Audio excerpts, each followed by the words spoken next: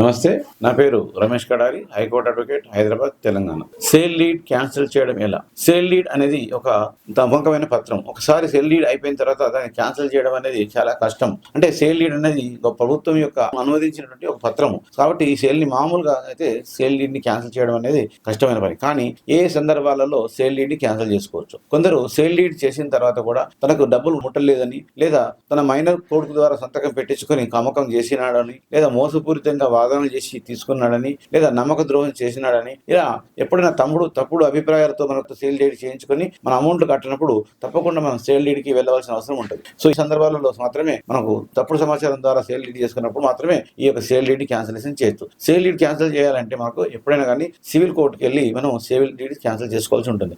Civil court వెళ్ళిన తర్వాత cancellation of sale deed లేదా నల్ అండ్ వైడ్ ఆ యొక్క డాక్యుమెంట్ ని నల్ అండ్ వైడ్ రూపంలో చేసినప్పుడు ఆ యొక్క సేల్ డీడ్ మనకు క్యాన్సిల్ అవుతుంది. సివిల్ కోర్టులో మాత్రమే ఇది చేయడానికి అవకాశం ఉంటుంది. ఎప్పుడైనా కానీ మన బ్రదర్ మనకు తెలియకుండా ల్యాండ్ అమ్మేసిండు, కామ ఇంటిమేషన్ ఇవ్వకుండా చేశాడు, దీనికి అతనికి హక్కు లేదు, ఆయన సేల్ చేశాడు, అట్లాంటి సందర్భాలు మాత్రమే ఈ సేల్ డీడ్ ని చేసుకుంటాం. సివిల్ కోర్టు ద్వారానే చేసుకోవాలి. మీకు ఇంకా ఏమైనా సమాచారం కావాలనుకున్నప్పుడు మా యొక్క వీడియోలను లీగల్ గా సమాచారం చూస్తూ ఉండండి. అలాగే షేర్ చేయండి. ఆ యొక్క ఇంకా ఏమైనా ఇన్ఫర్మేషన్ కావాలనుకుంటే మా యొక్క కాంటాక్ట్ నెంబర్ కు డైరెక్ట్ కూడా సంప్రదించవచ్చు. Thank you.